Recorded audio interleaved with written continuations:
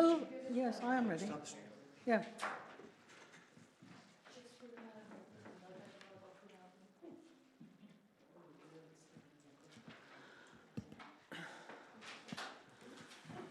Good evening, ladies and gentlemen, and welcome to Overview and Scrutiny, Management Committee. Have we got any apologies for absence? So apologies from Beth Rowland, Alison Swaddle and Lou Timlin, and Andy Ng-Soo-Hung is here as a substitute. Thank you, Neil. Okay, minutes of the previous meeting. Has anyone who was here at the previous meeting got any comments on the minutes on page 5, page 6, page 7, page 8, page 9, page 10, or page 11? Nope, nobody's saying anything, so I think, could we have a show of hands?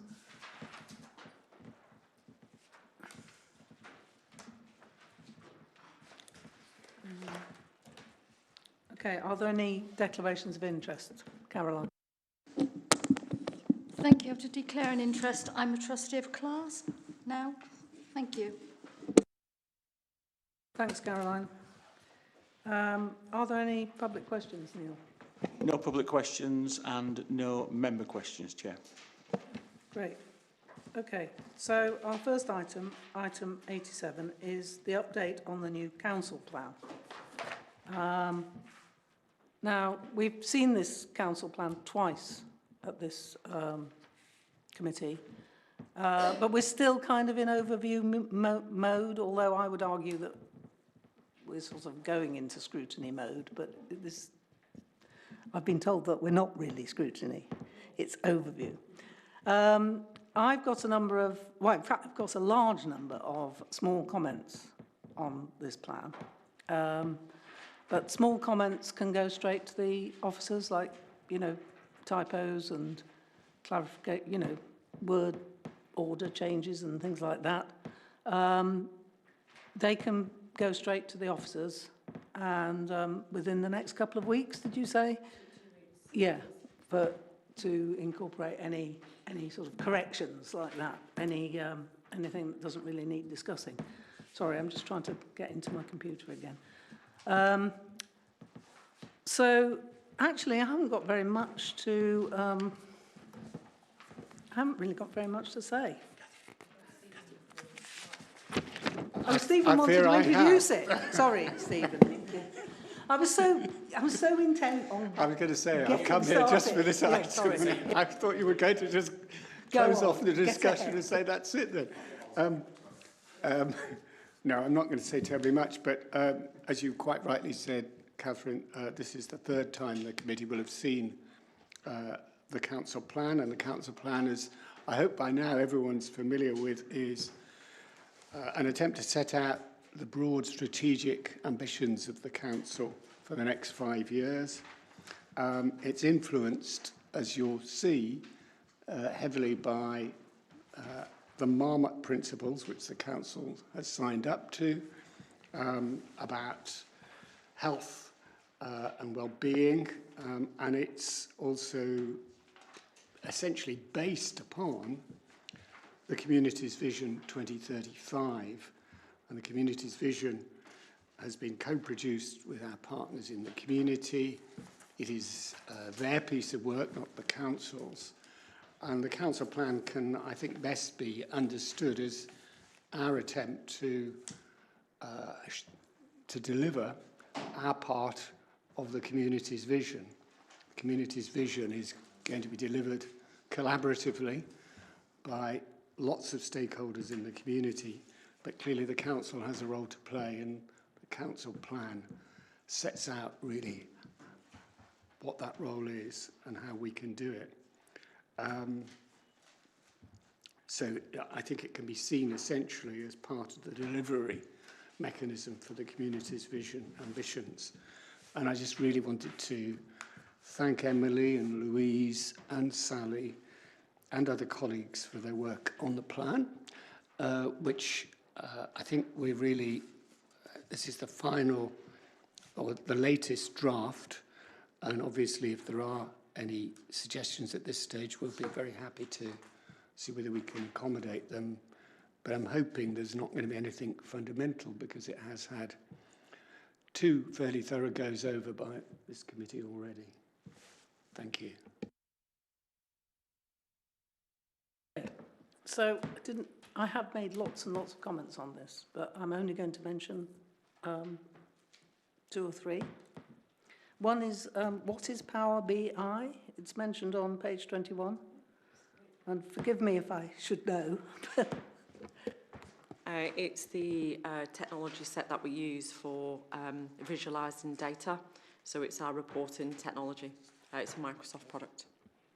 Well, nobody else will know that, so I think will it needs demystify spelling it. It either needs not mentioning Yes. by name or Yes, absolutely. Or Good explaining. point, thank you. I had a question about about Barkham. You say built Barkham solar farm, but it actually hasn't been built yet. I just thought I'd highlight that, really, because it is a factual thing. Councillor, That was page... I'm trying to find that now. I know it's... you know where it is, yes, do you?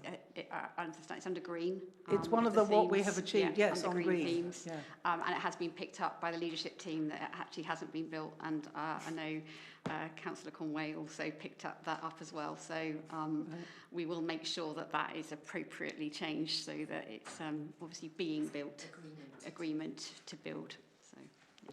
And the other thing I wanted to mention was that on page 26 in the Where We Are Going, you mention, if all those achievements have start and end dates, isn't it going to be a bit...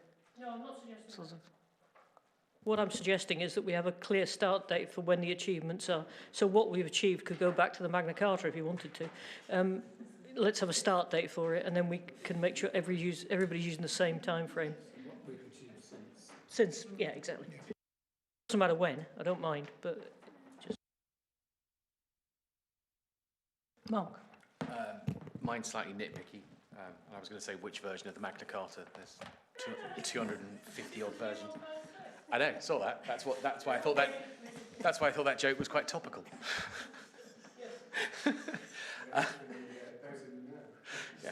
Yeah, the Americans have found that they have a copy of the Magna Carta which they thought was a cheap copy they bought for $27. It turns out to be one of the only surviving original ones from the 1300s.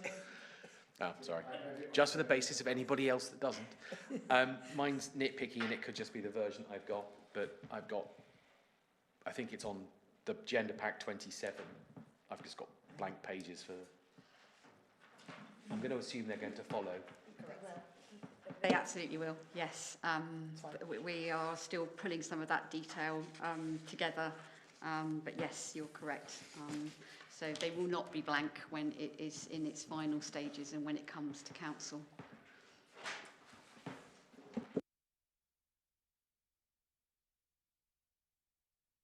Shahid? Thank you, Chair. I've just got one comment. That's on the delivery side.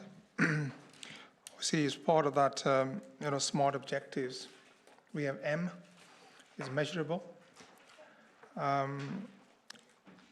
think there needs to be, whenever this reporting happens, we need to have clear, measurable outcomes, so we can demonstrate a tangible delivery and the benefits of this. Because as end of the day, is outcome based. That's what we're looking at. And we need to demonstrate through those measurable KPIs that actually we have delivered what we said we would deliver. And obviously that is linked with the value for money side as well. Thanks, Shahid. Absolutely agree. And of course, this isn't the action orientated. This is the strategy itself. So, and in the body of the council plan, it talks about the fact that for we've taken quite a wide view. We've looked at a number of council plans, I think it'd be fair to say, to benchmark the approach.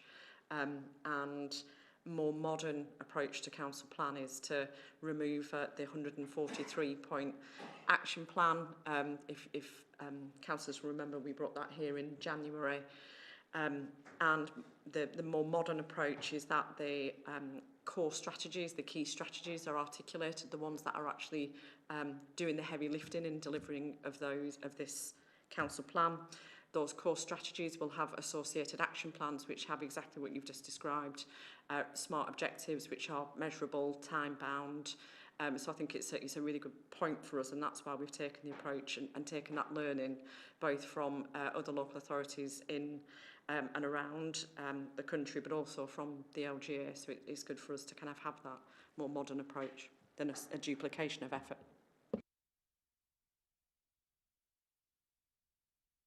I suppose this is another next 5 years plan. Similar question could be asked for the previous 5-year plan as well.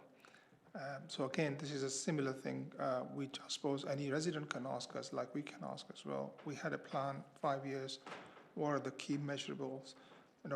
Outcomes we delivered, which are tangible, which we can say, well, we invested X, Y on it, and we actually had delivered so much as a result of that, and we can demonstrate the value for money.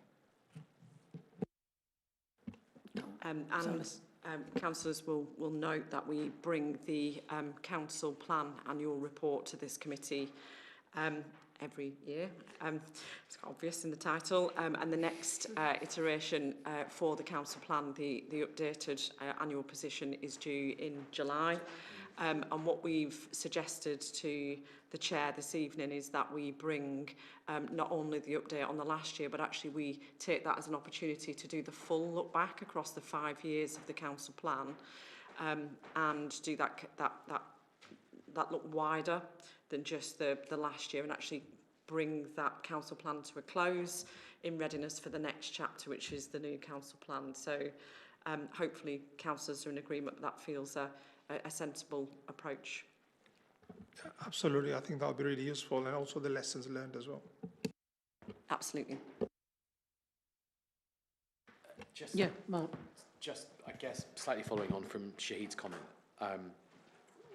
when we start seeing future reports coming through, and when we have the agenda packs for this and other meetings, I think it would be a handy reminder, I'm not saying how we do it, but if thought can be given to how we would incorporate how each agenda item relates to the council plan. So when I look at the agenda pack, and it doesn't matter which page I'm looking at, but you've got the standard headers, the exec summary and everything else. And then at the bottom of each section, you have details of the financial bits and everything. It just might be handy to align each plan to green, core, whatever, priority 3, priority 4, so that residents looking at it can see how everything ladders back into the one plan and how it aligns. And then we have the action plans and the trackers that come through it. And then we have I keep calling them QORs, but you know what I mean, KPI packs that, again, it just starts to ladder everything together so people can see how all of the activities of the council stitch together to the council plan, which is that overarching golden document of everything we do. I think that's a really good idea. So if we pick that up with services colleagues about how we update the template to do that, I think that's a really sound approach. Pauline. Thank you. I've now found the notes. Page 21. Just a couple of questions, really. You say you're ranked 5th in the Empower Index. How many people are in the Empower Index? How many councils? 151. Out of? Every council that does adults and children's social care. So all the councils that do adults and children's social care are in that index? That's my understanding. In which case, I'd say that. Because it could have been 5th out of 6. You don't know, and I'm sure it wasn't. But it would be good to say that. Out of more than 150. Yeah, I think the key thing is that it's everybody who provides that service. That's the key thing. It's not selected.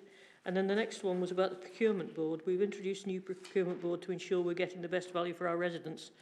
That's not a public meeting, is it? Again, because we're going quite rapid fire through the amendments at the moment, we're taking this to a number of different areas. We've taken this to the corporate leadership team, and that's been the feedback of, that's an internal group, it shouldn't really be referenced. So we are going to make those amendments, but we just felt it was important to bring it as it was when it went through the corporate leadership team last week. Yeah, I mean, I think if you're going to mention it, we've got to have some visibility about whether it actually is effective or not. If you're not going to mention it, then different matter. So that was the question on that one, I think. And that's that one. That's that one. And then there was a thing about, sorry, just let me see if I can find the thing about community reach. I'm not sure if it's in this one or on the next one. Hang on. Might be on the next one, actually. Yeah, no, sorry, it's next paper. That's it, thank you. Shahid. It's not a question, it's just a comment. I was just looking at on page, what is it, 19. I'm just looking at the stats. Adults population 65 plus 24%. That was in 2021. So I think we all know this, but obviously it's coming out, it's obviously quite a big issue that this is 4 years ago. These figures are 4 years ago. 2021 census. And so one of the biggest challenge is going to be obviously the healthcare side of the adult people, looking after. So in terms of the biggest pressure, we already know it is, but obviously these are figures are 4 years old, like 2021, because it says census, last census, which was 2021. So I suppose in the next 5 years, that this number is going to increase rapidly. I would say at least 30%, because that's the general population in the UK. They're saying it's going to be at least 25+%. So that I assume is going to be the biggest challenge in terms of the next 5 years.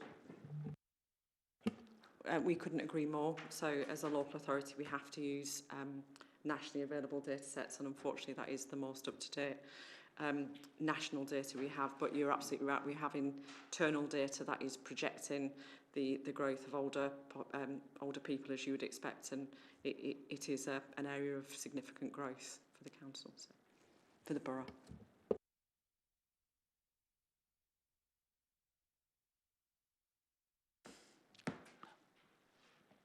Anybody else got any comments, questions? Just a comment. Sorry. Nothing else.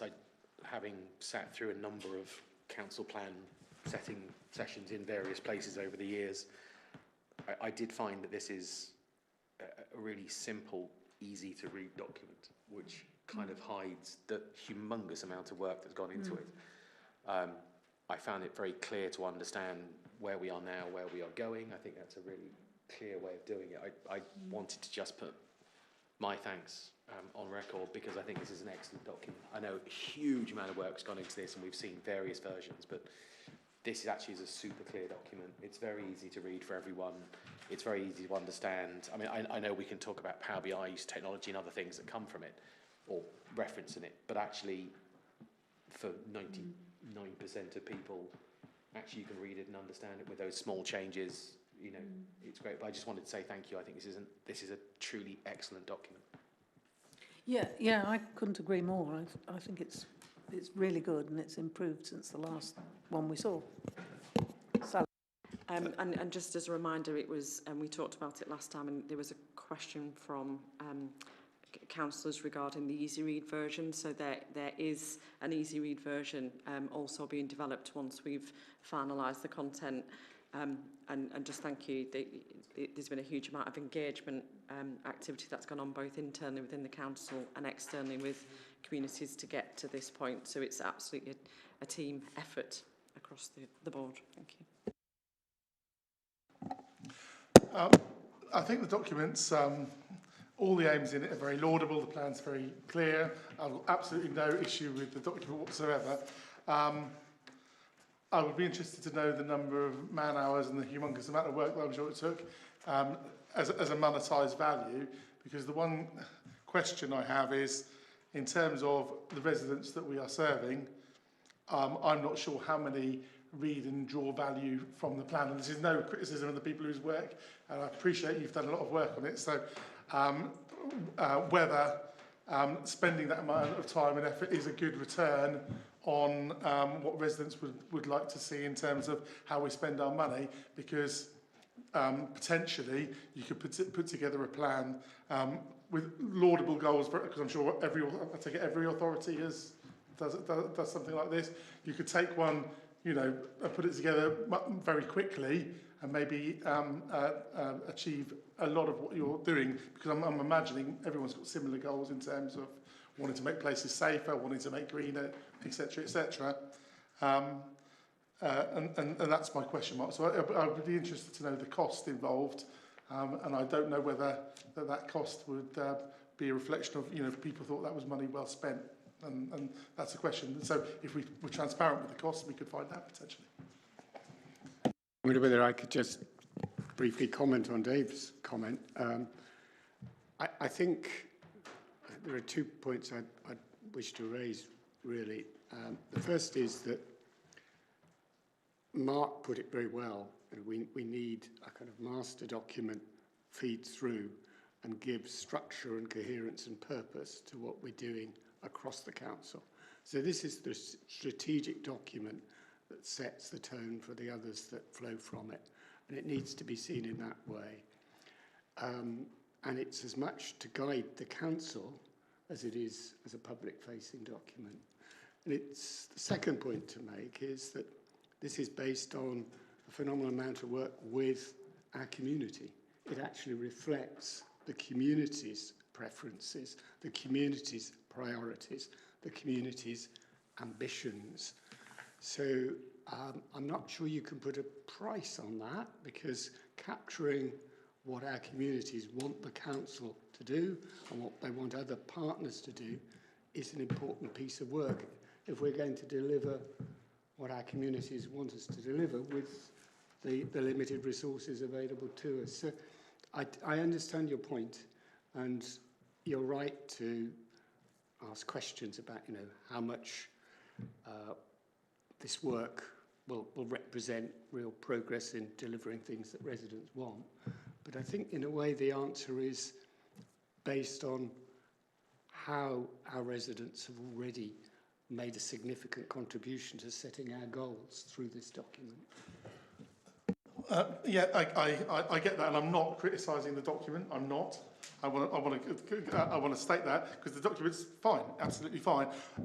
All I'm saying is, if, for example, it cost, and I'm drawing a number from the sky because I have no idea what it cost, £1 million to create. I think if we put it down and said we did this and spent £1 million of your money, is that a good return? Do you feel that is the right place that we spent it on? I'm not sure whether the answer would be yes.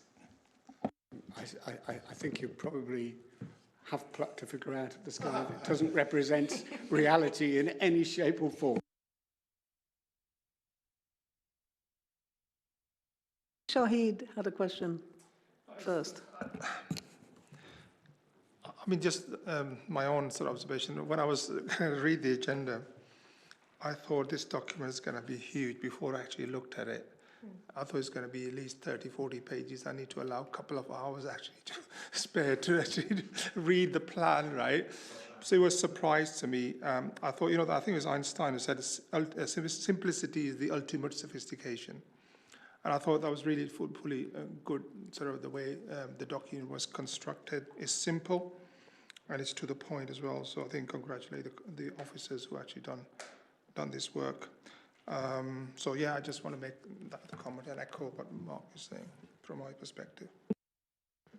Pauline. Just a suggestion, really. I think to answer that question about value for money, it might be useful to, in the next year, say, to log anything that we think we did because we had this strategy that we wouldn't have done otherwise, or even equally importantly, anything that we didn't do because we had this strategy that we would have done otherwise. And then let's keep a view on how valuable it's been, because that's really the measure, isn't it? It's about making sure we're doing what we should be doing. And if you do that for a year and come back with it, then that would be great, and that'll prove the value. Yes, that's an interesting idea.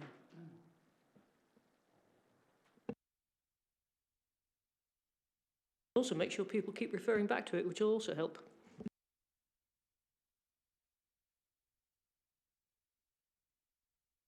Okay, I think we've finished with that. So thank you, Stephen, for... Sorry I nearly didn't let you introduce it. You were in mid-flow, I wasn't going to interrupt you.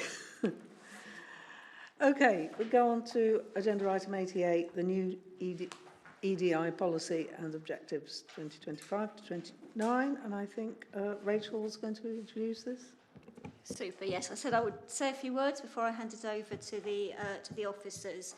So, as a council, we need to make sure that we're serving and including all of our residents.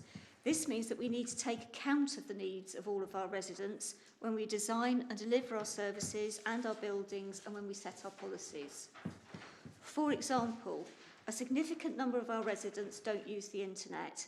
How do we make sure that they can access council information and council services? Many residents find it useful to budget a limited income by paying in cash. How can we accommodate them? If a resident is using a wheelchair, how can they access our buildings? And there are many, many more points similar to that. As an employer, we need to make sure that we're treating staff and applicants for roles with us in a fair way which meets their needs and allows them to make the greatest possible contribution at work. This is the right thing to do. It aligns with our council plan and our community vision, and it also meets our legal obligations as a council and also as an employer. The plan is that this draft plan will be delivered as part of the everyday work of the council. Our decision making will always consider whether we're considering the different needs of all of our residents and all of our employees, including them and treating them fairly. This draft document lays out our vision and our priorities for how we'll do this. Our commitment to inclusion has been reflected in the development of this draft policy. It's been co-produced with the Wokingham Voice for Inclusion and Equality, which represents many community groups around the borough, and also with our own council internal staff networks. The officers have worked closely with Vine, with our staff networks and with individual community groups in order to understand their perspectives. I'd like to give all of them a huge thank you for everything that they've done so far. The heart of this draft policy is treating people fairly and enabling them to participate fully in the life of the borough.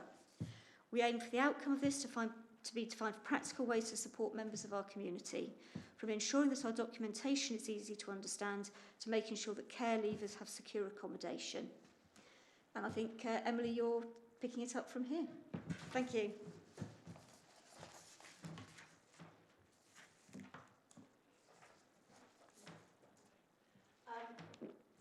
So obviously we've had a copy of the policy shared with you.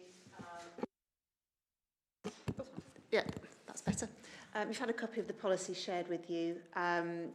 We've obviously, as Rachel said, we've been through quite a process of engagement with communities and with our staff. We've really focused on not just reaching as many people as possible. We've had a survey, we've had lots of responses to that, but we've really focused on quality conversations and sort of going out and actually speaking to a wide range of people, so that we can get that really good qualitative feedback from them. And we've aimed really to involve people from as many different backgrounds and groups as possible. The first part of the policy is really a policy statement which sets out our commitments as a council to our staff and our residents. And then we have our new set of draft equality objectives, which is it's one of our legal requirements under the Public Sector Equality Duty. We have to publish new equality objectives every 4 years. So we've come to the end of the last set, and we now obviously need to take a step forward. And what we're looking to do is, as we've developed this alongside the Equality Framework for Local Government, so that's produced by the LGA, it's a model of best practice that most councils use. And what we're looking to do is move ourselves from where we are now on that framework, which is a lot of it is achieving, but we've still got a way to go. And what we want to do by the end of this 4 years is to be much closer to having everything at least achieving and a lot of those areas excellent. So those objectives have been designed to try and get us to that point.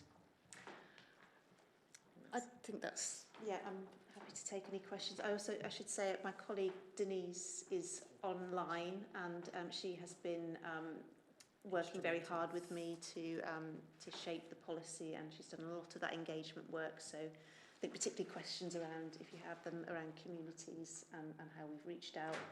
Denise, I think, can articulate that really well. Okay, thank you.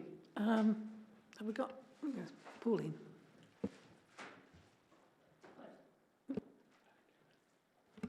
Thanks. I've got a comment and a question. Page 34, that list of organisations that you involved seems a bit limited to me. I've done quite a lot of talking, and obviously Andy no doubt done a lot more with the Hong Kong Chinese population, who have some specific issues, I think, with qualifications, the ability to use Hong Kong qualifications in the UK and various things like that. They're missing out of here. The Hindus and the Muslims and the Sikhs are missing. I'm just wondering why we ended up with such a limited group, whether there's more, and if we did end up with such a limited group for a good reason, what that was.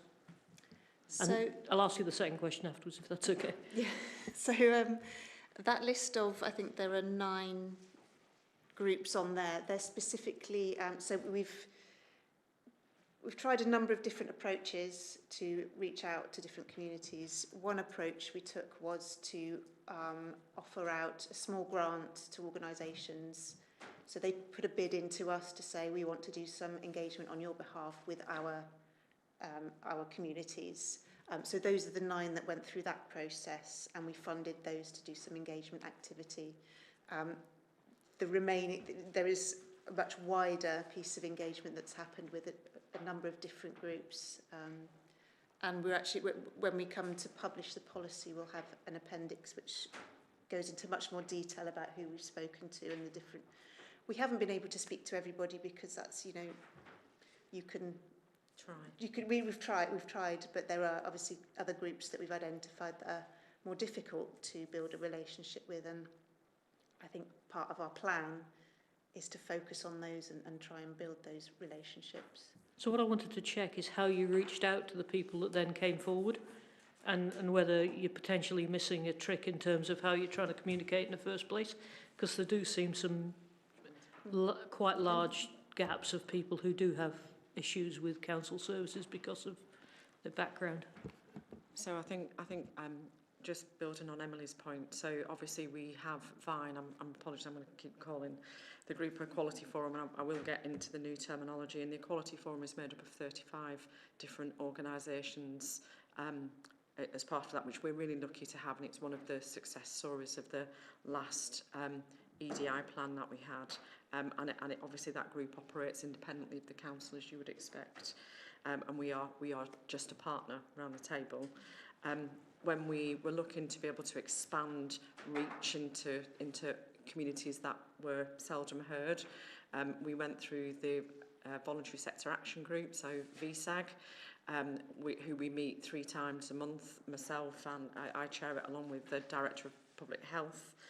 And that group, through Involve, put the offer out in their newsletter to all of the people who sign up to that. And I think they've got hundreds of charities from memory where that information would have gone out, because we were really clear that we wanted to try and go as wide as we possibly could.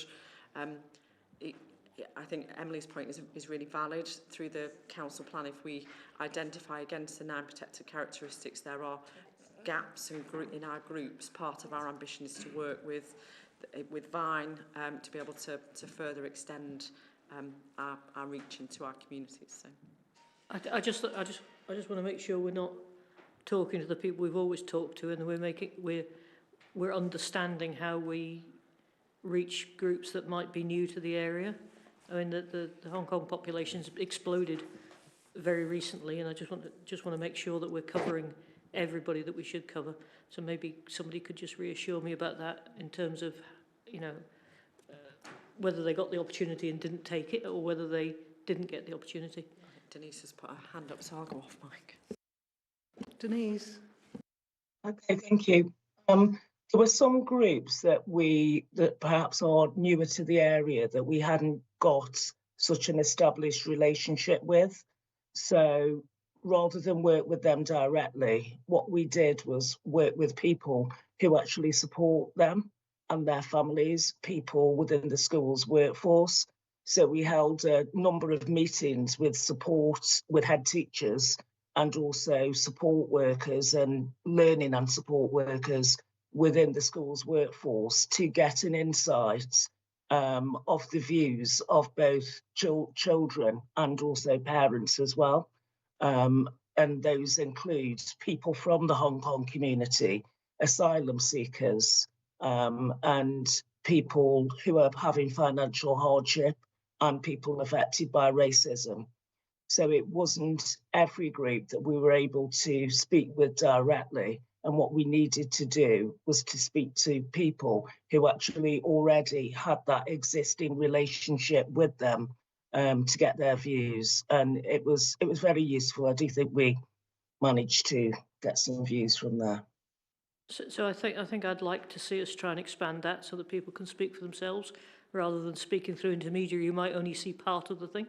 So, you know, school teachers will only see school-age children and their parents. They won't see the 30-somethings with no family that can't get a job because they haven't got any qualifications and don't necessarily know, or haven't got any qualifications that we accept, for example, and don't know how to engage. So I think it's just it's a process, isn't it? You start with good and you get better and better and better. So it's how we reach out to the people that are not the easiest people because we don't have a huge relationship with them already. The second question, actually, just if I can go on to that, I was intrigued to see you adding to the protected characteristics, for want of a better word, I can't remember what the phrase was you used, services, ex-services and people with a relationship with the forces, and I was intrigued to see that, and I just wondered if you could expand on it. Yeah, so that was added to our local list of protected characteristics, I think probably three or so years ago. That was as a result of, so we've had the Armed Forces Covenant in place for, I think it's since 2011, but it was in 2020 or 2021 that it actually came into force as a legal obligation. So there are different ways that you could make sure that you're adhering to that and the principles around no disadvantage to people from the armed forces, but by including them in our, for example, our equality impact assessments, we can ensure that we are fulfilling that duty to the Armed Forces Covenant, so that's why they're included. And what different, I'm not saying it's not right to do, I think it is right to do, but what different angle do they give you that you didn't expect? So the military is one of the groups that we found really difficult to engage with. I know Denise has gone through various avenues to try and get some engagement. I think we've identified that as a gap that we want to pursue as part of this plan in terms of how we build relationships. I've worked in sort of this area for quite a number of years, and particularly with veterans, it's very hard to identify them. They don't always come together as a group or share. They don't always necessarily identify themselves as veterans. So I think there's a lot of work that could be done to start to build that relationship. And I think as part of these objectives, what's been really helpful with this exercise is it's identified the groups that we are missing, and we can then say, actually, these are the ones we can focus on building a relationship with over the next 4 years. So the answer's nothing yet, but you're working on it. Right. Pretty much. Thank you. Yeah. Did someone else? No. Caroline, yes. I knew there was someone over there. Yes, then Mark, then Andy. Thank you. It's two things. One thing is following on from Pauline's point, surely as councillors we have a role to play in helping to find these small groups, and obviously become their advocates and start talking to them. So I think it's very important that we help out. My second question was the one I was going to start with. You talk on page 41 about regularly updating the progress to communities. How often do you talk about regularly? Once a year? Twice? Thank you. So it's 2.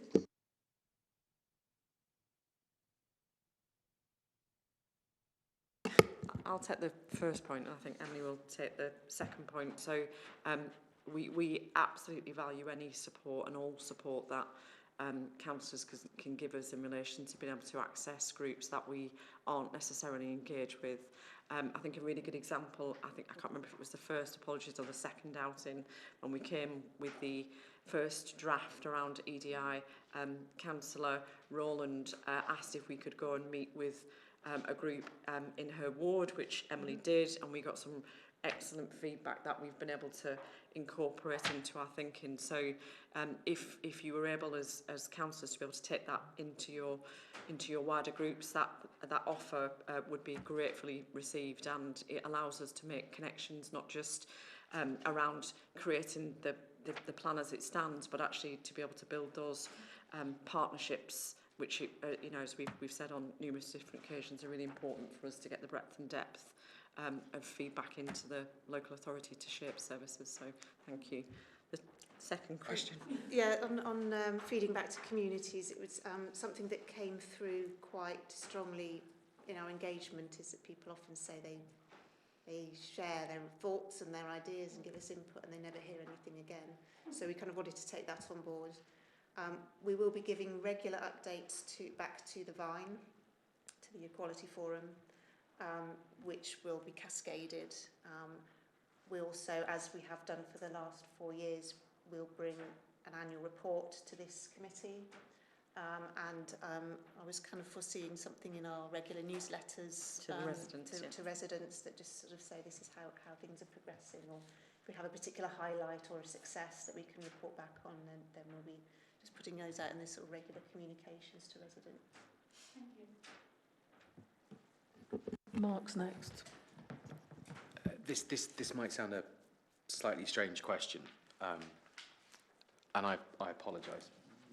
We're seeing a rise in other places and other councils over the last couple of weeks from local elections of people spouting and spewing about DEI. And when you look at this strategy and our policy and everything that's in here, when it includes things like the military sector and our veterans and those that are served, I'm not expecting you to have an answer on this now, but what's the cost of not doing this? You know, there is a cost associated with the excellent work and all the outreach, and we're reaching out to new communities and we're doing everything else. But it would be great to hear some examples of maybe what happens if we don't. And I'm not looking at this as a kind of a, from the point of view of going, we shouldn't do this because it costs money, because we do this because A, it's absolutely the right thing for us to do. We have a moral, social and ethical duty to this. But I think there's a lot of people out there that don't understand what this is, and they just go, oh, DEI, bad, get rid of it. It'll be interesting to know what the kind of that, you know, when we talk about early interventions and we talk about the work that we do, it will be interesting, maybe not for this at a future time, but to actually have some examples of, because of this, we do this, therefore we don't have this, therefore this cost is here. And it's not about the money necessarily, but I'd be really interested to hear examples of, if we don't do this, then this is what we see. Sorry, that's a bit of a sprung question. I did try and give you 30 seconds of warning. So does that make sense? Yes. Yeah, that's fine. And I probably couldn't, off the top of my head, equate it That's financially. fine. But I suppose, although, like you say, there is a lot of noise around this at the moment, but the fact remains we have a legal duty, there's a public sector equality duty, that we have to eliminate discrimination. Absolutely. We have to promote equality of opportunity between people with protected characteristics and people who don't, and we have a duty to foster good relations between people who have protected characteristics and people who don't. So it's the whole community cohesion piece and understanding. And whilst that duty remains, if we don't do this stuff, we're at risk of legal challenge, which will be very expensive. It's not great reputationally either, and also it's not good for the people who are finding themselves on the end of discrimination or community unrest or whatever that is. So these are the things that we're doing to kind of prevent those kind of significant things from happening. Thank you, and apologies, that was a sprung question. I should give you some notice. Don't get me wrong, and please don't misinterpret my comments or words as not being supportive. I am fully supportive of this. I think this is great, and I think there's a lot of residents out there that won't understand or probably be delighted to see the work of the military covenant embedded in this as one of the local characteristics. And I think there'll be a lot of people out there that just won't understand that actually that also includes this as well. So thank you. Okay, Andy. I would like to declare that I'm a volunteer with Reading Hong Kong CIC. And I believe it is important to involve every community, including the fast-growing Hong Kong community in Wokingham. And there are many Hong Kong organizations in the UK, such as Reading Hong Kong CIC, which is a large group of people serving the community around Wokingham and Reading. And this organization could participate and share their perspective and experience.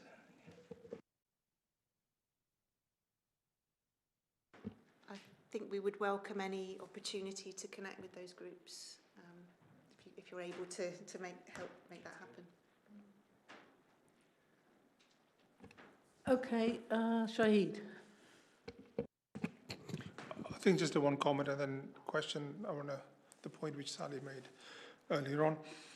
I think this is absolutely the right thing to do. I think it's good for the community and the reason you highlighted. I think, yes, finances are important, but I think you do things because that is the right thing to do. And certainly, I believe this comes under that category.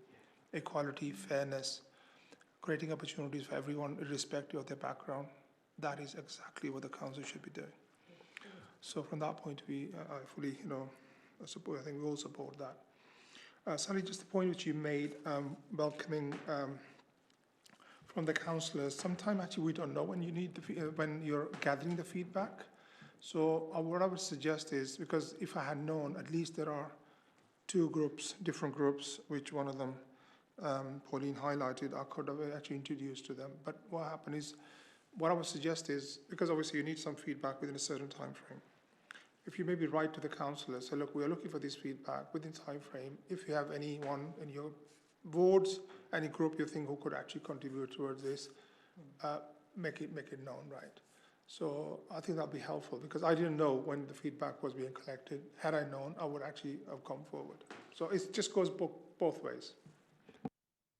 That's absolutely fine, and we would love to do that. And I'm relatively confident when we came at the last, I think it was January, March, thank you. We talked about really wanting to be able to reach as many networks as possible, which is why we were able to go into Councillor Rowland's suggestions. So if there are groups that we haven't been able to connect to now, that, as Emily clearly articulated, we are passionate about making sure that the breadth and depth of our relationships, because I think you're absolutely right, Shahid, the importance of this is because it's the right thing to do. It is what the local authority is at its core, is to address inequality. It's one of the reasons that as a council we've become a Marmot borough, and Marmot at its heart is doing exactly that. It is addressing the inequality, and that's its aim.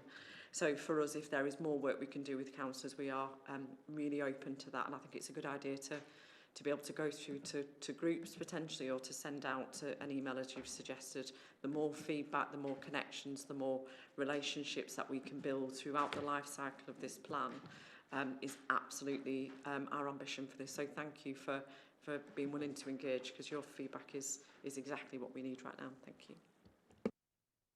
Pauline. Thanks. I think Shahid's idea of actually having sending out an email and telling us this is who we're speaking to, what gaps have we got, would be a really good one, because it focuses us. We don't know that you've got a gap until we see the list and think, why aren't they on there? It's sort of circular. Just coming back to the point on DEI, I agree with you. I think the trouble with DEI, and I had this conversation with Sally about a week ago, as a term, is it doesn't do any favours to this paper. Actually, if we described what we were trying to do, which was fairness, equality, opportunity, all those things, and scrubbed the use of the DEI word or out of this. EDI. That's even worse. That means something else. If you're in IT. That's a technology. Electronic data interchange. Yes, exactly. Yeah, so, yeah. So, you know, I think get rid of the jargon and acronym and focus on what we're trying to do, which is equality, opportunity, fairness, and just you save yourself a lot of grief, and people won't a lot of people won't misunderstand it, because what people see when they see those letters is people telling them what to say, people telling them what words to use, people over controlling, and this isn't about that. This is about opportunity. It's about building a better community, and I think you damage your own brand by being too linked with something else that people will misinterpret, is my view.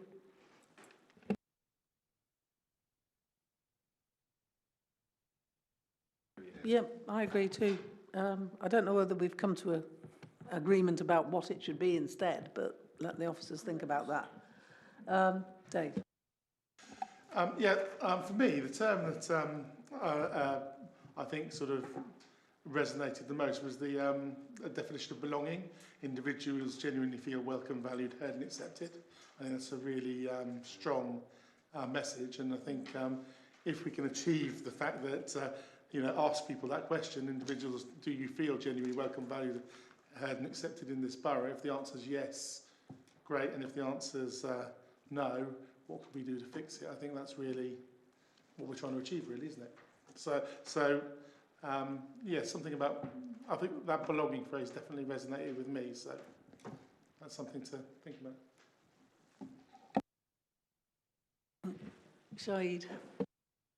No, just moving on, right? Again, I'm going to probably ask the same question, Sally, which I asked earlier on, right, about monitoring and the measuring smart sort of objectives, right? So again, how do we demonstrate that we actually have measurable outcomes, and we can demonstrate that? Again, that comes with the past 5 questions, because I looked at the previous objectives as well, but actually, but the question which in my head is, how can we demonstrate that we delivered what we said we will deliver, and we can demonstrate that?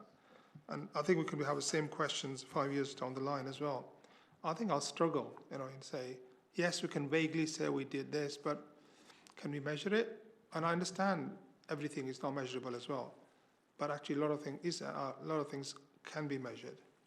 So this question about, yes, we have a wonderful plan, wonderful strategy, but the devil, is until it's effectively delivered and we got the right outcome which we desired, it's just a strategy. It's just a piece of document.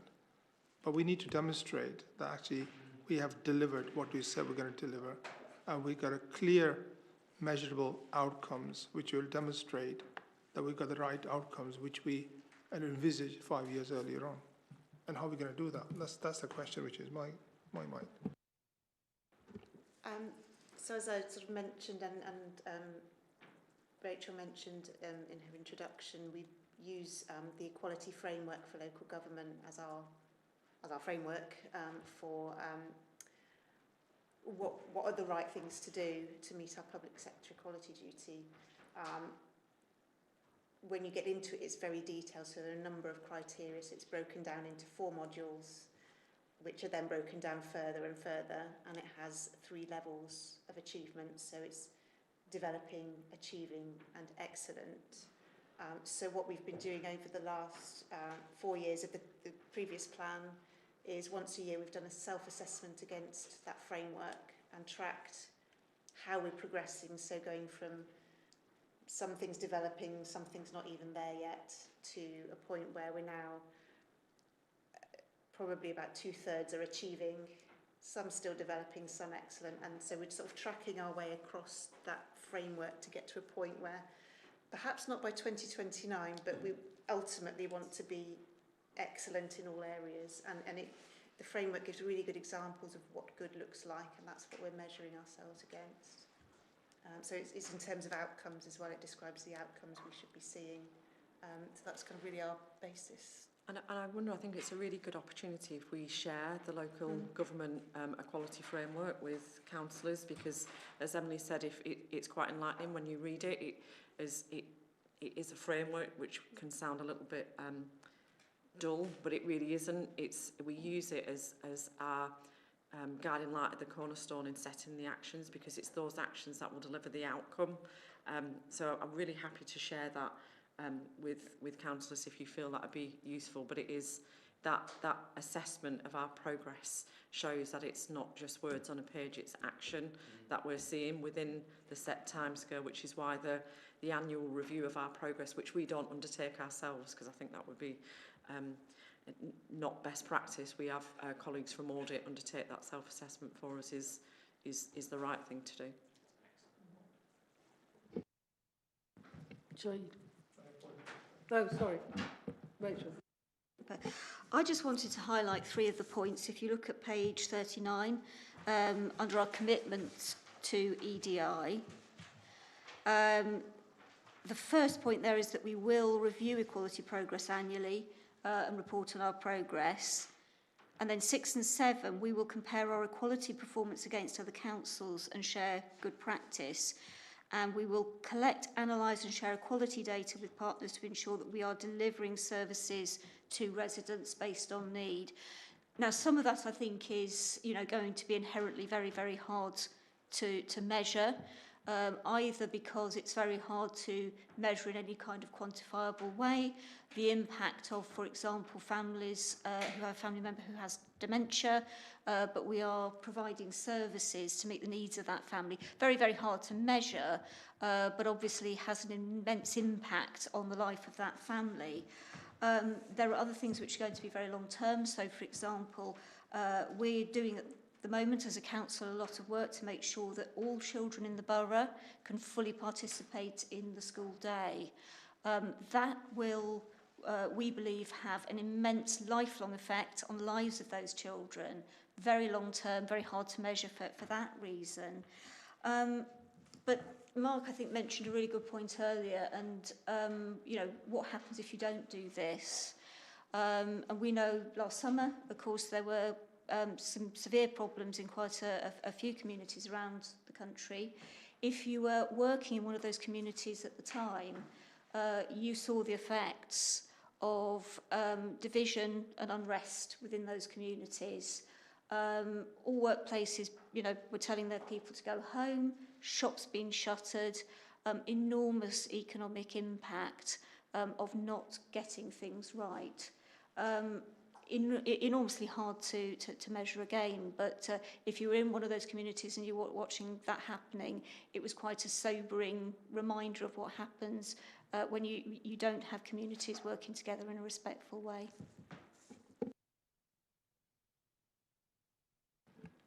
Rachel, I fully, I agree with that. I think we're grateful that we have a good community cohesion between our communities within Woking, which is a very positive thing. We never have any incidents like this in our borough, which is great. That's what we want. So I think that's why it is more important, even more important, to continue to the work. So I think we totally agree on that. There is no dispute and there's no disagreement. Only thing was highlighting that we need to make sure that obviously the time and investment which goes into it, we get the outcome which we desire, right? Which obviously, and I fully understand that everything will be difficult to measure, but some of them can be measured in a quantifiable way, but there are some other ways of measuring as well, end of the day, that there's a positive outcome out of that. So, but nevertheless, we need to demonstrate again from, that we will deliver these commitments. But what I'm saying is we will do this. At the end of 5 years, we need to demonstrate that we did do this. This is where I'm coming from, right? And each one of these points which we highlighted. So we're looking backwards, saying we will do this. That's what we said in 2025 in May. But 5 years down the line, we can say all these 12 points, we did do this, and here's the evidence to demonstrate that. That's where I'm coming from. I just wanted to say, yeah, we absolutely agree. And I think one of the key things as well is in all of the strategies that we mention in the council plan, which are right the way through the directorates, EDI, it runs through all of those from making sure that everything is equal and fair and open to everyone. And so they're measuring it across the council. It's not just down to us as a team to measure what is happening. This is the measure that is happening in all of our directorates. And so I think it's just making sure that then all of those pieces of work will add into then how we are then developing our services, and the services being as inclusive as possible right across our borough. But yes, I appreciate we need to show that proof, and we need to demonstrate that proof, which again we will make sure we do through our regular updates that we make into this committee, and then others will make through their own committees at their own scrutiny committees. Pauline, just an observation based on experience. You just need to be very careful that you don't drive an awful lot of complexity into all your processes by having a bespoke way of doing everything for every individual person, because they're all slightly different. So whenever you do something, try and make sure there's I came from an organisation which had 9 different ways of getting access to a system. It was a bloody nightmare, and it never worked for anybody. So, I'm sure it's not alone. So, yeah, I think we need to cater with everybody, but let's try and simplify it into a few solutions rather than completely bespoke for each individual case. Andy? Yeah, I want to know how to find the different community. What is the method to find different kind of group of people, organizations, and provide this information?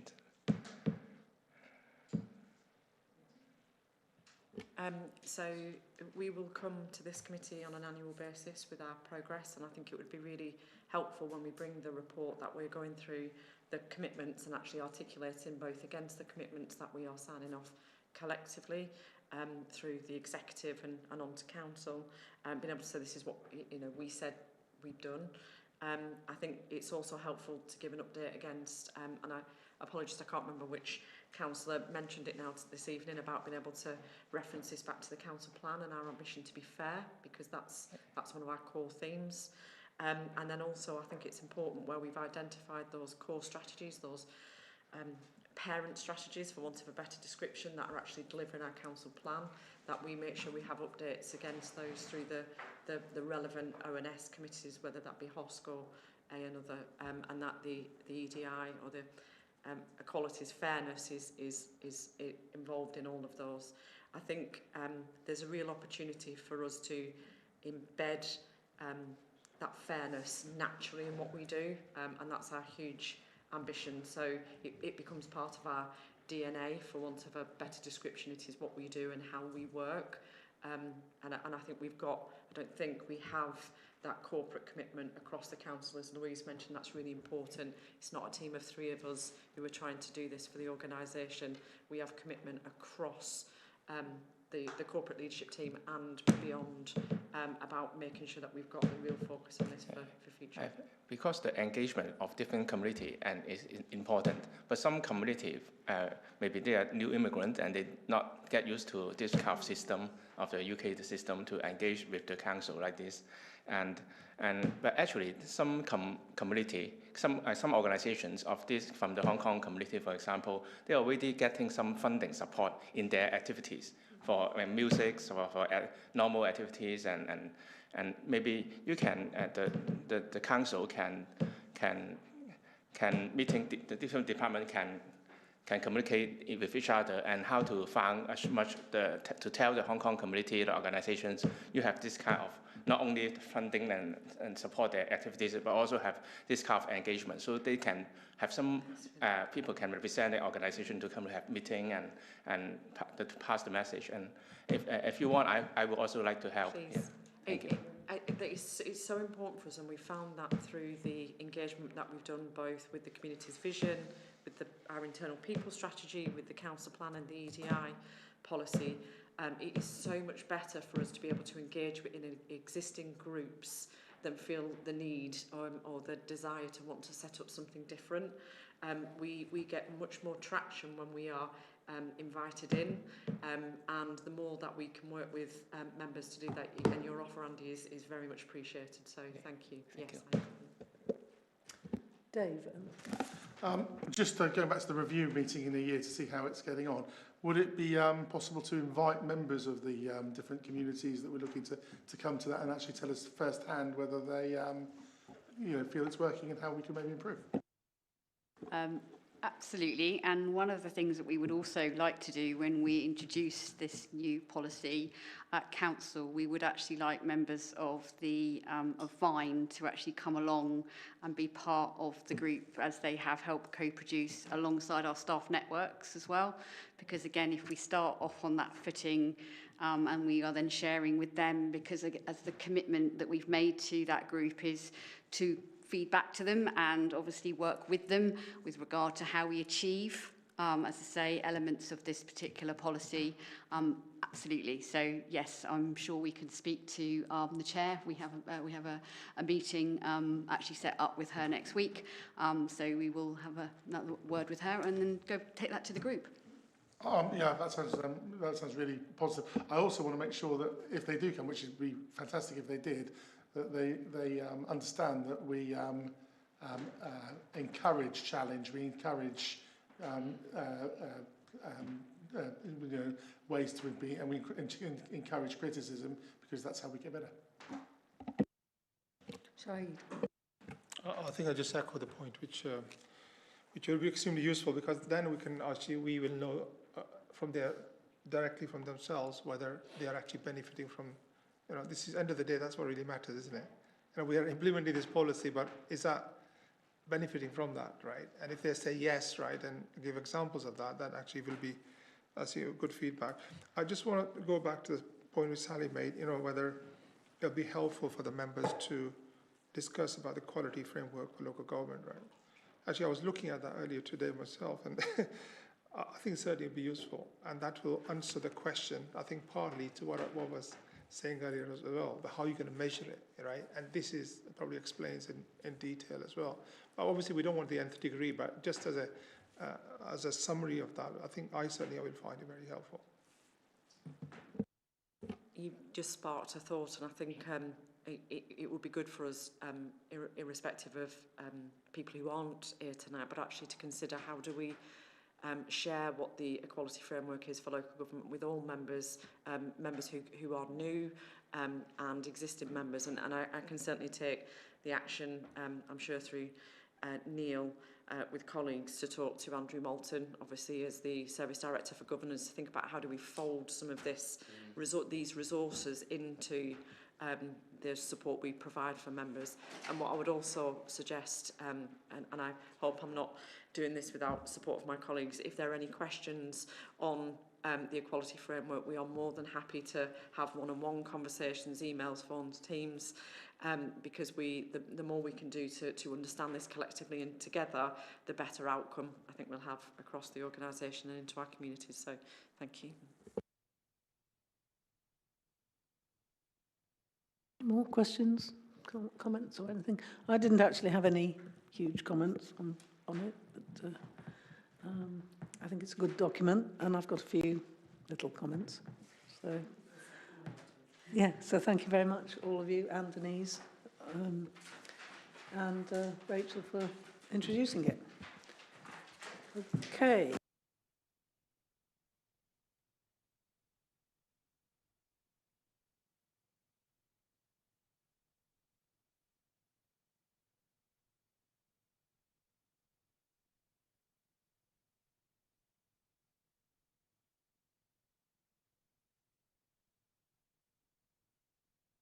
Just let them leave.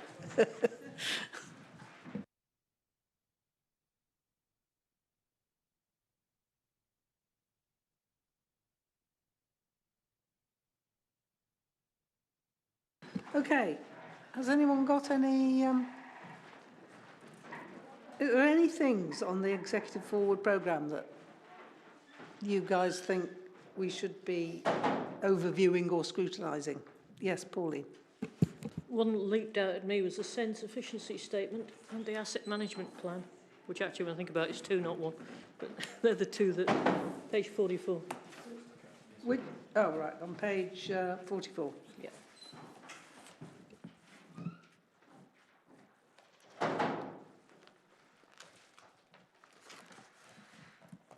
Sorry, I was just looking at you because it's children's services. Yeah, I mean, that was the one that sprung out at me as, I mean, this is part of where I'm sort of new to the process, where I see this come up on here, and I think, oh, well, that should have come to, I would have liked to see that come to children's services, but then I actually think with the time frame of it, I didn't know before that this was going to come up here, but actually the next children's service meeting is after this comes up. So I guess my question is, but how do we, I mean, this is partly me being a bit new to it, but how do we avoid that happening? Is it that I've missed that coming up further ahead, or should there be a better way of this working? Because I suspect it's now too late for it to come to children's services, or can we defer it on executive to come to... Did you have a special meeting just to cover it? Sorry to do that to you. Yeah. The other thing is actually, I was thinking it's also relevant to community and corporate, because SEND's got a massive cost impact on the whole council. So you could ship it somewhere else if it was convenient. Sure. I defer to you on the children's service, because it's children's services, and I think if we want to try and fit it in, I'd have no objection to it coming to CCOS, providing you were there and others from your committee to bolster the conversation, to enable that conversation to be had. And I'm happy for that to kind of be worked offline to see whether we can fit that in, if that would suit. I think if it's missed it for your committee and it's not going to make the next one of these, then the next logical one would be, can we fit it into mine? Yeah, no, I'd be happy with that, because the next children's one I think is in June. So can I suggest? Oh God, I don't think you're going to say exactly the same thing. I was just going to say, obviously there are set meetings in the diary, but scrutiny can take place outside the set meetings. So there's nothing to stop members and yourself actually having that conversation outside the meeting and still giving feedback on proposals if they've missed coming to the relevant scrutiny meeting. So as flexible as possible, I think, is the approach. Okay. I was just thinking actually community and corporate might be interested in it as well because of the financial impact. I don't know. That's what... The 28th of May. Can I suggest then that we try and sort out what the art of the possible would be for bringing that through, and if not, an informal meeting we can arrange offline and then report that back through your scrutiny committee, so that then it's kind of read into the record of the feedback. I'm trying to get all the pieces in my head. I think we're all saying the same thing, is we want this looked at, we don't quite know the right way. If Neil can have a look at it, find out some dates and come back, and then we'll just work the right way through. Does that make sense to everyone? Just trying to find a way forward. In my head, that made sense. Do we know why this didn't appear in Andrew's hopper to have a look at beforehand? Has this just appeared on here, or is it just we've missed it? I don't know the answer to that. We have talked about the need for sort of regular discussions between executive members, directors and scrutiny chairs to actually flesh out what's coming up and do a bit of horizon scanning. So I think this is part of that process. So maybe this one just slipped through, but obviously going forwards, that's what we all need to achieve. Yeah, because this hasn't come up in any of our kind of pre-meetings and things like that we've I don't remember seeing it before. Yeah. No, be interesting to see because obviously there is some overview of send things, so there's a chance that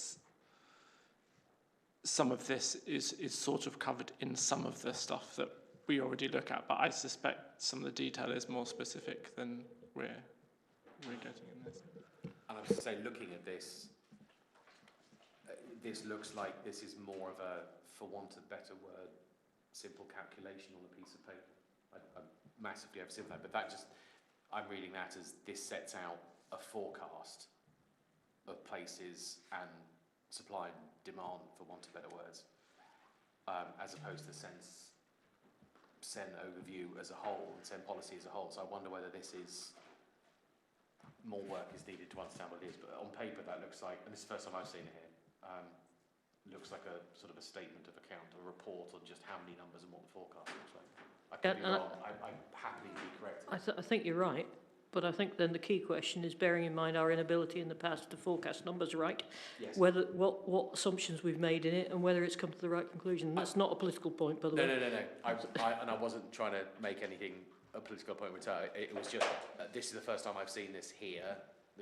So I would agree, and I think that methodology and the sounding that sits behind it probably needs to be understood in the way the forecast is built, especially looking at some of the challenges in neighbouring authorities right now. Exactly. And the other one I thought was the asset management plan is relevant as well. I think that's coming to the 28th of May meeting, Mark? Yes. That's the update from the last version that we saw at last meeting or the meeting before. Dates tend to blow in my head at the moment. It would be useful if this executive forward programme had a note of which scrutiny it was coming to, if it was on the agenda for one of us. I think we had the opposite conversation in scrutiny about... I think we've done it. Need to be cross-referenced. Yeah, I think we've done it that side. I think the same point I made about the local council plan stuff, just tying it all together. So I think if we can tie this back, we've done it from scrutiny. I think this needs to go back the other way, so we can see where it is and where it isn't, which I think would then highlight gaps. If we could add a column that said this is when it's going to scrutiny, or this is which scrutiny it's going to, that would be useful. And this is which it's going to. I have the similar question about the simpler recycling implementation. I would have thought that would be going to your committee, Mark. Before then. Yes. So I have asked for more information about what this is. I mean, this is in July, so I haven't yet seen the agenda for the next meeting, but. So I can't offer any other insights into that one, but that's one I was just going to mention. That looks like a hand grenade with its pin taken out today. I have an experience of things like this in the past. Sorry, I think also, I'm not sure it directly relates to the simpler recycling implementation, but I think it's connected to it, is there's a whole piece of work around the implementation of the new waste collection contract, and I wonder if this is the first foray into this. But I think this is hand grenade pin out.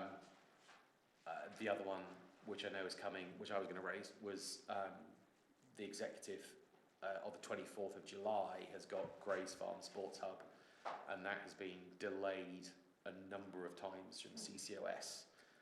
So Neil, I think that we need to make sure absolutely that that's not going to get delayed. And again, if it is, that will have to be delayed from here as well, having had it delayed from CCOS a number of times already. Sorry, Mark, it's been delayed because it's not ready, is that? Yeah. So we've done the sports pitch strategy. That was delayed eventually. This was meant to have been at the last meeting and the meeting before, and it was pushed back because it wasn't ready. And to be fair, I think part of that was they needed the sports pitch. Anyway, it has been delayed a number of times. It can't be delayed again if it's going to go to the executive for approval for the budget for Grays Farm, bearing in mind as the ward councillor for where that currently sits. I don't know much more detail about what it's going to look like because we haven't been briefed yet. Unless we, as in all of the ward councillors. Yeah, I'm just saying. Talked about this, you've shown her earlier. Okay, any other observations? Nope. Okay, let's go on to agenda item 90. The work programme, which I kind of think is the other way up.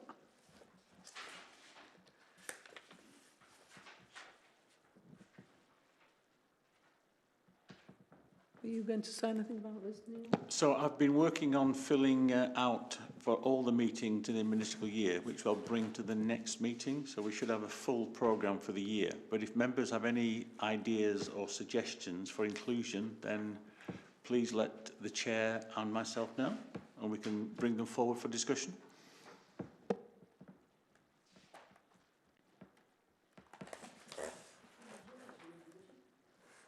Sorry, what was that? So Children's Services Yeah, is I saw rather that. busy.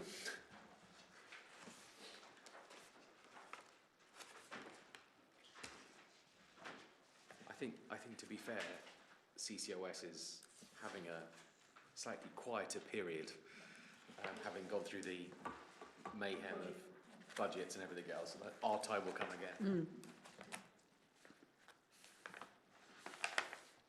Shahid? We were looking at the plan earlier on, and one of the area was actually skills development. And I was just thinking, which committee would look at that? And a scrutiny committee would do that? Community and corporate. Is it? I would say it's community and corporate, but as I've said that and as you've said it, I wonder if... I couldn't find it anywhere. No, it's not on the list. It should be CCOS if it's economic development, skills development. Yeah, that's absolutely. As opposed to children's services. No. That's education. That's education. Yeah. This is post sort of So it'll 18. be, if it's post, it'll be CCOS, I think. Yeah. Skills sufficiency as well, isn't it? Yeah, it's to do with economic development and skills upskilling. So, I mean, that's one of the plan, but I mean that's a huge area as well, because we're talking about employment and especially young people as well coming out of even degrees. Actually, we find is people with degrees are finding it hugely difficult to find jobs, and because they don't have the right skills. So The wrong degrees. yes, because they're using their own degrees. And also, the thing is how, what is council, or can council help in those areas? Can I make a suggestion then that, and I agree, that I talked to Mark Ashwell, because I think it sits in his portfolio. I don't know, I'll take it away, come back, but it needs to go on the agenda for something for a future update, briefing and presentation and discussion. It's not as easy as it sounds either, because the people who work here often don't live here, and vice versa. So what skills demand are we trying to satisfy? That's probably the first question. So, if we're satisfying the skills demand in Greater London, then it'll be a different shape from the skills demand in Wokingham or Reading or whatever. And because people don't generally live where they work quite often, it's not a simple. The first question is what's the market, and then are we satisfying it? So, I think if I cast my mind back to the days of the local enterprise partnership, and I guess now shared Berkshire, whatever it's called, I never remember what its new name is, the Berkshire LEP. Berkshire Prosperity Board. I know, I've been around the Berkshire LEP too long. But the Thames Valley LEP had a huge amount of updates that I think councils had, and I remember seeing it go through different councils, and you may remember it from the past as well. So I think you're absolutely right. That's it's not a straightforward area, but can I suggest we maybe think about how we might frame that and then have a conversation with Mark, and then that would have a conversation to bring it in. So maybe the way to frame it is turn the problem upside down and look at what skills we've got that we've got a surplus of rather than what we need, and try and make sure that everybody try and look at the problem from the other direction rather than trying to work out what the market is and satisfying it. Work out what we've got that we can't get rid of, use whatever the phrase is, and therefore what skills we've got that are the wrong shape. Maybe try and hit it that way. Can I make a small suggestion then? In which case, can I get a couple of us together on Teams at some point for a quick chat, and bring Mark in, maybe relevant officer, have a discussion to kind of frame the question, frame what we want to do, and then take it forward. I think that's probably the easiest way of. Otherwise, it's known knowns, unknown knowns, etc. I totally agree with the points made and the direction. So I think that will be good for the work programme. Certainly happy to be involved in that. I'm sure you are as well. Yeah. Just on that, I mean, if you look at the plan, right? When we look at it earlier on, it says 78% of the working age population are employed, right? So obviously there's 22% working age population, which is not. Yeah, and that so I think that's the angle in. It's the new council local plan. We have a new set of priorities, a new set of where we want to go to. Can we frame it as a jumping off point? But it's a bit like the statistic we had a few councils ago at Obu and community and corporate, where when you dig into that statistic, it doesn't really mean anything. Because if you look at what working age is, it's now anybody up to 68 or whatever, and there are people that don't want to work, that are, and don't need to work, that are 62 or whatever. And I think it was, again, it was the same. And vice versa. Yeah, exactly. And so it's the same with the one that we were looking at there, where we had a statistic about unemployed people who were over a certain age, and or the percentage of people in working borough that were unemployed.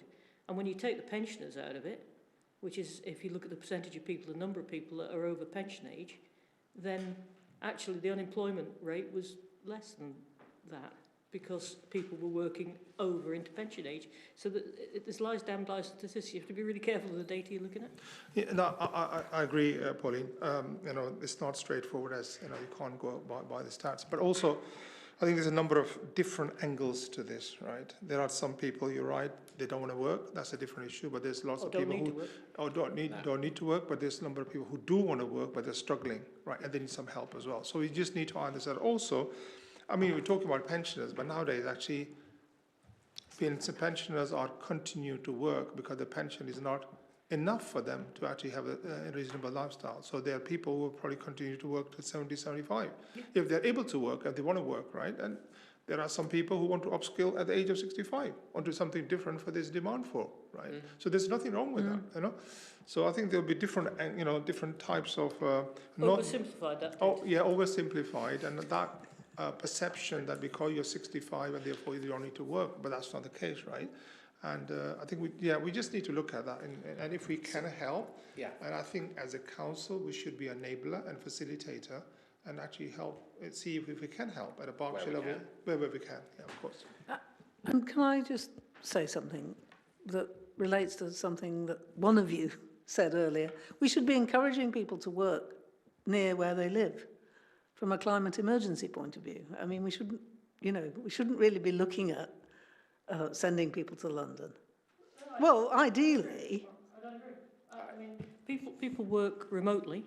I'm not saying they shouldn't. People should be able to work wherever they want, whether it be in Kathmandu or London or round the corner. But I mean, not actually travel to somewhere else. Well, travelling's fine if you want to. There's no harm. So we shouldn't be encouraging it, though. I'm not saying we should prevent it. I believe in freedom of self-determination. So I'm a conservative. All right. Hang on. At the risk of this becoming a United Nations level working group from hell.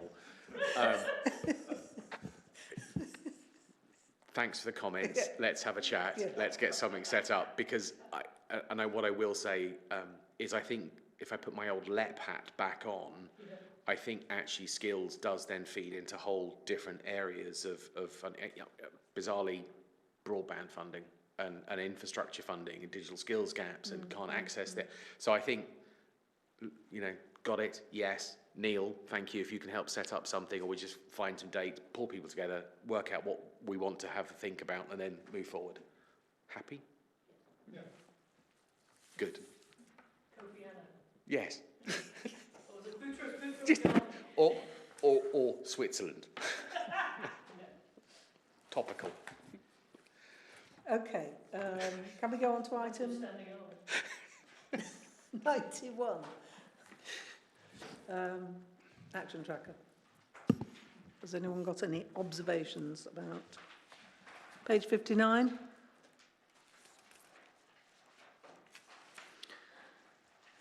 Page 60.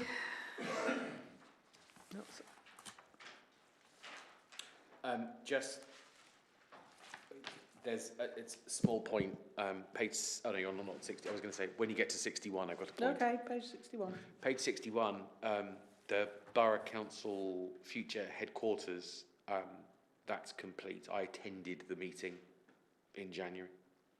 So I'm not sure if the ongoing point is ongoing to make it to my point, but I attended the exec meeting. No, but that point is to attend. I have attended. I think what would help here is, I know I'm going to give you more work. I regret even saying 28.3 design. It would be really interesting when it's got ongoing to know roughly when it's going to be ongoing rather than just ongoing. 'Cause, End date. yeah, a date would be good, or even a month target, something like that.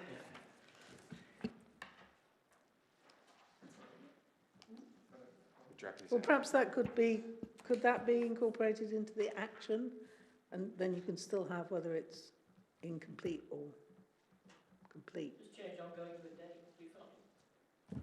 Well, I suppose. I'll look at it. See which is easiest. How many times have we redesigned this? Every meeting. Could you just make it purple? Okay. Done. 62. Yeah, 62. Page 63. Done. No more. Okay. Everybody happy? Well. Right. Thank you very much for coming. And thank you, Neil, for taking notes. Might get home to watch the end of the semi.